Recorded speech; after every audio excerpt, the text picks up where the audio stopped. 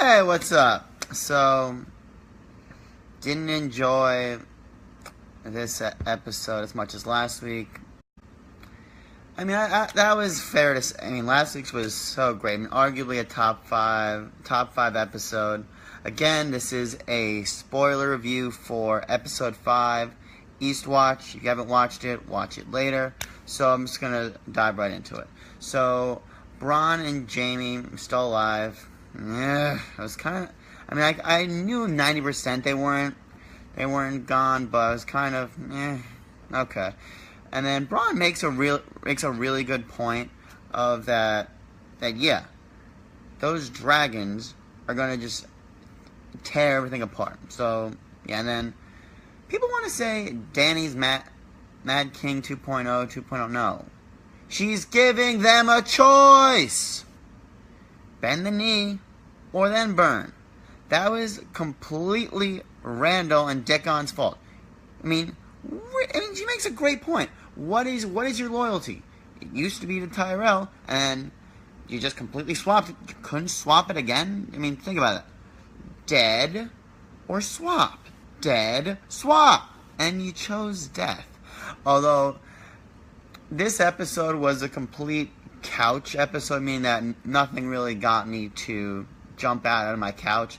The closest I got was when I sentenced you to die and that wasn't an execution, and she just got the Drogon to burn them. So that was cool, but that was probably the most excited I was throughout the episode. I mean, it was nice to see Jorah. That was very heartfelt. And one thing I found of many things I found interesting was that when the dragon was literally right up in Jon's face, it almost like, I see you, Jon. You part Targaryen? I know. Dany don't know yet, but I got you. I see you. That's why I ain't burn you. You can pet my face. So I feel like that's maybe what happened. Maybe I'm reading too much into that. Who knows? Dragons are even that smart where they could even tell that, but that's what I thought. But okay, so now I'm gonna do like my Stark recap. So with Arya is very smart. I mean, I almost feel like she's too smart for her own good at times. When she was kind of calling out Sansa when they were insulting Jon, but it's not like, what was Sansa supposed to do in that situation? It's not like she was saying, "Oh, you guys like me so much better. The veil came because of me. Sure, I'll be the permanent ruler of the North." No, I feel like she was respecting what they were saying and saying, Jon is the king, and I didn't have a problem with her taking the parent room because she is the Lady of Winterfell. She's in charge until Jon gets back. She should have that room. But now the main thing with Arya was that scroll, which I had to rewind and I had trouble reading it, but I got the gist of it to see it. I was back from season 1 when Cersei made Sansa essentially say that Ned was trying to steal his crown and unloyal and deserved to die, yada yada yada, which we all know. Which Arya doesn't know that Sansa was forced to say most of those things and truly didn't believe that, but the way it's perceived, and that whole game of cat and mouse between Arya and Littlefinger, which you can't trust him. Mm-mm. I don't like what he's up to. I don't like it. He's behind Cersei. He's pretty high up on my list of people I'd like to see die. And Bran didn't have that much to do. Essentially, sending out the note from the Ravens and seeing the Night King. Which, can we actually see him do something instead of? I mean, which next week does look like we're actually going to see him do something. But yeah, Sansa, not much. I mean, she was doing what? No problems with her this week. Now, with the whole seeing the one White Walker, it's a good plan, but I don't think that's gonna happen. I think that they're gonna try to get it, but I don't see them getting a White Walker and bringing him to King's Landing. Again, a lot of different things happen this episode. I'm going to try to cover most of the things that I found important. If you feel I left something out, feel free to share it in the comments. Now, the whole Jaime and Tyrion meeting. So before that, with Tyrion, how with this spider with him, like, I don't know whose side. I don't know if he's spying for Cersei. So, like, I don't like him. I mean, of course you know he snooped and read the note. But yeah, so with that meeting, Tyrion,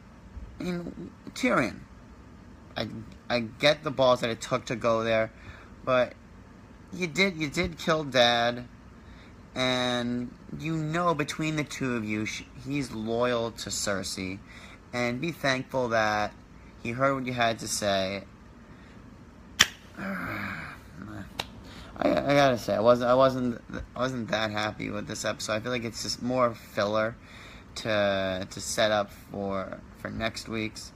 And although more stuff I did like. So when Davos was there, and I was like, wait, that's Robert's bastard. Like, oh snap! What's Andrew been up to?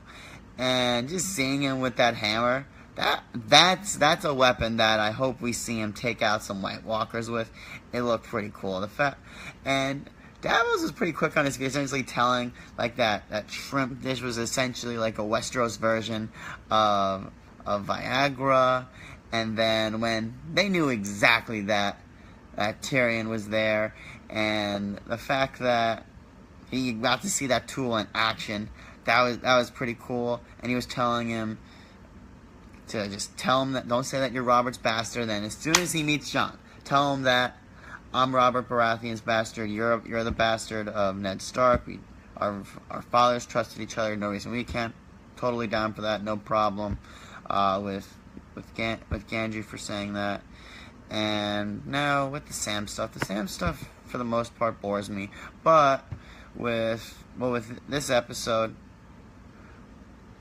what do you have to lose listening to Sam? He literally just cured Grayscale. Does that not get him any credibility? I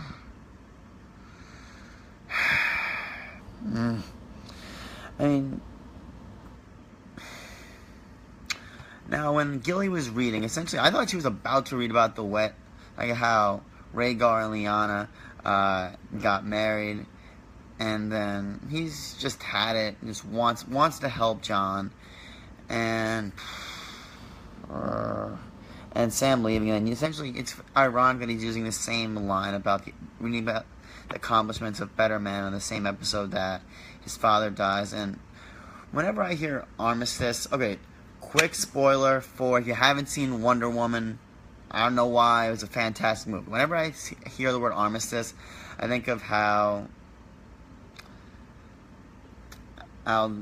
like the guy in Wonder Woman, Ares. How Ares kept saying, "We need the armistice. We need the armistice. Oh, armistice." Cersei's not gonna obey to an armistice. If she does, it's just so she can kill you. So I don't think that's a good idea. I'm all for people bending the knee to Dany, but Dany, I do not think that's a good idea. And finally, the Brotherhood. Yeah, it is interesting that at the Hound, with the Hound, it's interesting. Are you gonna bloody let us out or not? Finally, just get to the point. And that's pretty much it for this week. Next week looks really cool with the whole actually fighting some White Walkers, with seeing what they're gonna do. The way Jon was running, I don't have a good feeling about this. I mean, because it's the second to last. That's normally when the big death occurs. I'm really, really hoping it's not Jon. I have a bad feeling it is going to be Jon. But yeah, all right. That's all I've got for this week. Again, step down from last week, but then again, pretty much any episode was going to be a step down from last week. So, again, anything I left out, comment, share it with your friends. Look forward to seeing you to next week. And that is all. Thanks for watching. Bye.